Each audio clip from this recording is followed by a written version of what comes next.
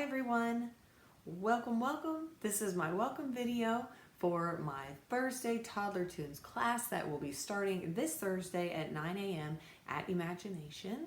I wanted to share a few things to all of you before the class starts, just to help the class go more smoothly. In the past, I've tried sharing some of these parent tips in class, and that doesn't always go over so well because the kids are all sort of antsy and they want to get straight to the songs. So I'm going to share with you guys some of these things here in this video before you come on Thursday. So some of you returning, you may know some of this. Hopefully I'll share some new stuff for you too, but all my new families, make sure you listen all the way through. So let's see, our group, this class for the summer session, I should probably rename it, but we love the name Thursday Toddler Tunes. It just kind of works. It's very catchy and people know when it's happening because it's on Thursday and it kind of tells them what age. But I will say for the summertime, I do have more older kids that are going to be joining. I have older siblings that are joining that are not in school. And so this will be a little bit more toddler through pre-K, kindergarten, probably up through age about 6. So there's going to be a nice span, and don't panic about that, because actually I've found that when I mix them, the older ones really become sort of leaders for the younger ones, and the younger ones really love to follow the older ones. It's almost, and I've learned this in teachings that I've had and workshops that I've taken, that really small children love to learn from older kids. There's even more than an adult. So I'm kind of excited to have some of my older kids there. And so that will be really fun. So we'll have a mixed age class going on this time. What else? So for anyone that's new, the way that it works, let's say you're with your toddler, there's always got to be parent participation.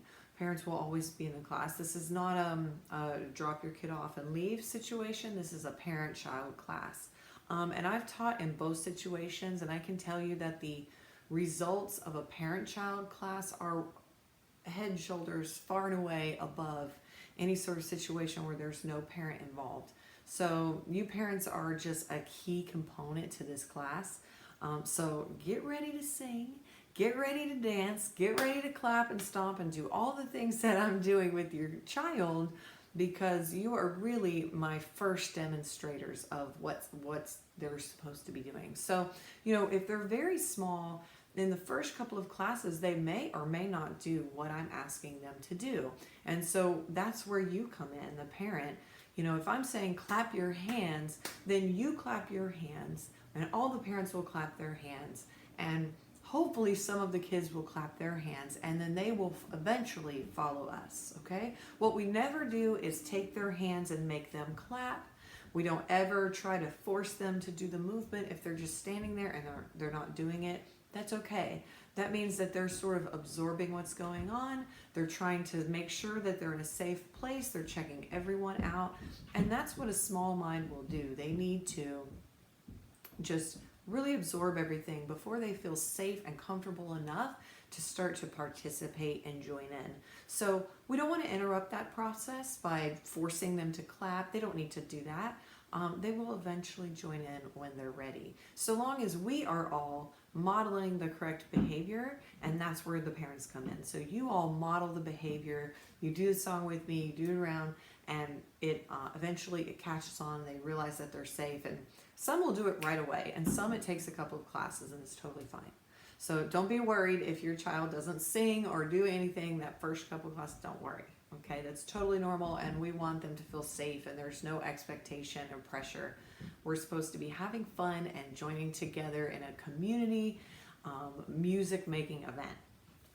Okay, now if we have we want to encourage our children to stay in the class and in the group and do what we're doing.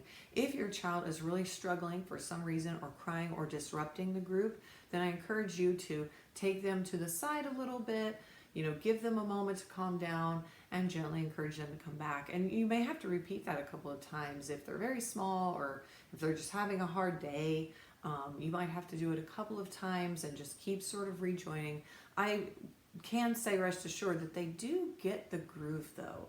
So just keep doing that, and it's such an amazing thing to teach them, that we're going to keep trying to join along and participate. And by no means am I making them robots and they have to do certain things, but it's about participation in a group activity and learning how to be in that group and learning how to not be disruptive and how to cooperate and to take turns. And these are all wonderful things that they really do get the hang of, so long as we ask that of them. So I do ask that of them, and of you as parents. So just know that if they're having a hard day, just step aside a little bit and then gently encourage them to come back when they've calmed down. The only thing we do not do is we do not say, okay, now we're just going to go play in the playrooms, and because you don't want to pay attention or you can't sit still, because that really just says, okay, you don't have to stay and be a part of the class. And then other kids will say, hey, well, I don't have to either. So that just doesn't work.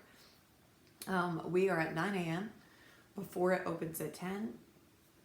Excuse me.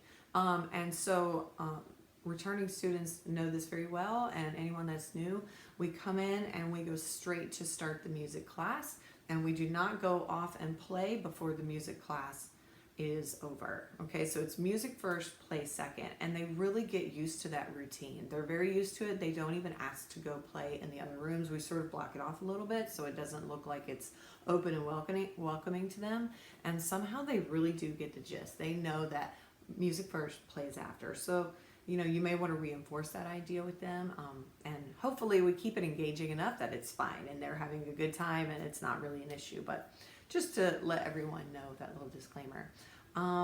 What else? If you have two kids, you can work with both. Sometimes I'll take a kid if they'll let me. I can help sometimes in that way.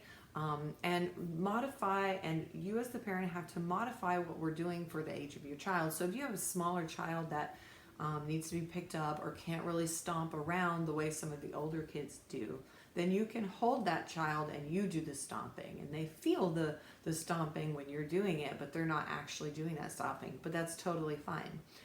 So we can sort of modify the movements for younger people.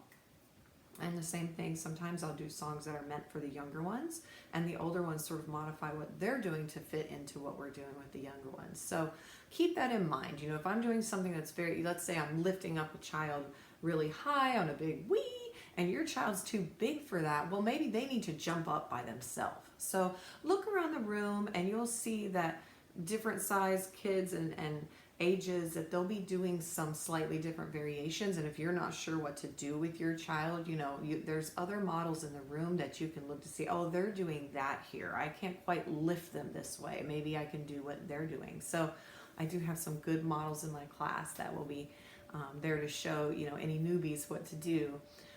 And most of all, just really have fun and enjoy. You gotta sing. You gotta sing, you gotta dance, you gotta move, you gotta participate. That's the way the class works. They are learning from you. So whatever you do, they'll do.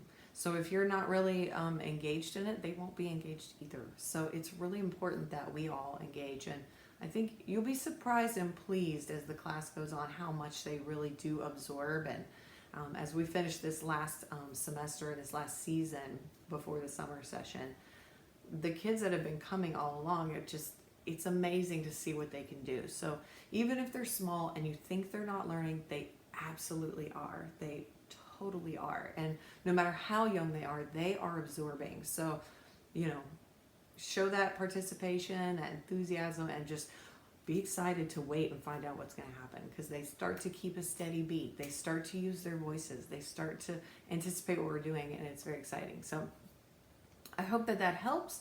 I look forward to seeing you all on Thursday. And if you have any questions, you can always reach out to me. I'll include my contact information in this email. And we will see you guys on Thursday, 9 o'clock sharp. We will start, and we'll see you all very soon. Bye-bye.